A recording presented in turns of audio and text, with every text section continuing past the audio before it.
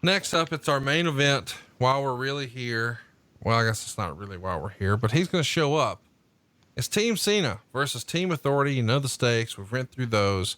Team Cena consists of course, John Cena, Ryback, Dolph Ziggler, Eric Rowan, and Big Show. On the other side, Team Authority, Seth Rollins, Kane, Mark Henry, Rusev, and Luke Harper.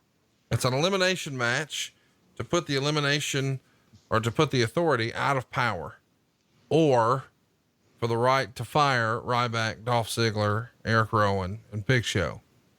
Our baby faces prevail.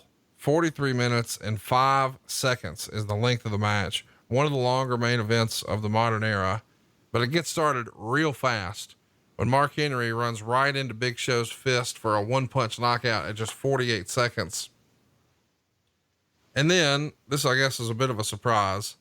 The entire build-up to this match was about which team would get Ryback, and he ends up being an incidental player in the match, where he's the second eliminated at 8 minutes and 9 seconds after a curb stomp from Rollins. Rusev would pin him, and that's a wrap for him.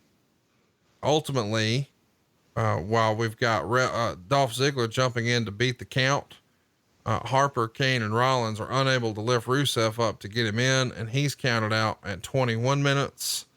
As we continue, we see Luke Harper pin Eric Rowan after a spinning clothesline at 24 minutes and 13 seconds.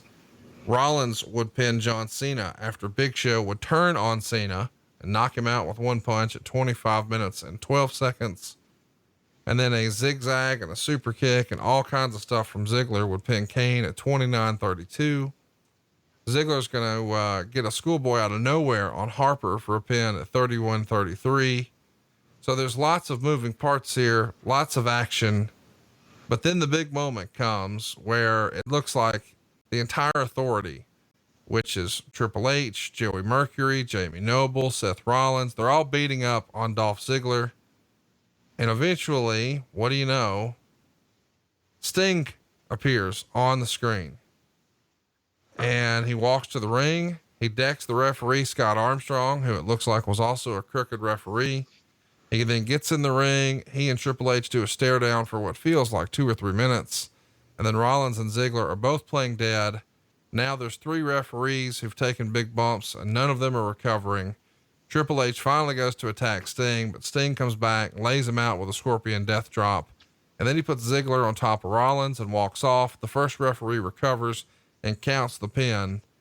And the show ends with Stephanie in tears. Triple H is stunned and the crowd is chanting, "Yes, yes, yes, and you got fired."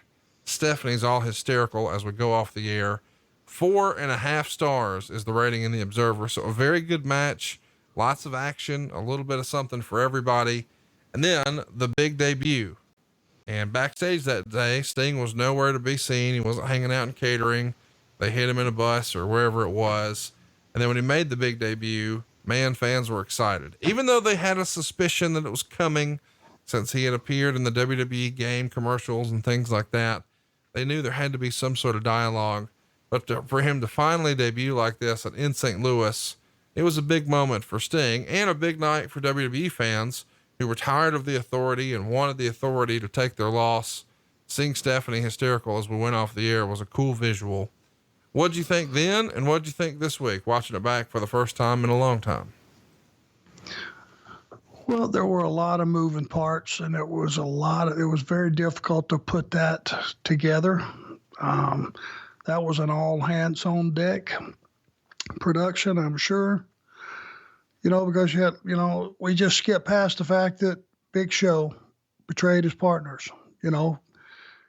There was a true giant, and to this day, the guy is a true giant walking the earth. They flip-flopped him so many times that people quit caring. And for you to not care or feel the threat of that guy walking in the room, you've really accomplished something. So that's a huge fumble that I don't think probably ever even got addressed properly. But, I don't know what the TVs that followed. I can't remember. I do know that when you go to all that trouble to set the scene and you bring down Sting, I would think the 3-minute stare down is incidental. I would have probably suggested he hit the ring with his ass on fire and give him some targets to clean off and get right to the finish, other than the weight and the stare down and all that. That's where my opinion differs from the one that matters, which is the owner of the company. He would rather have the drama.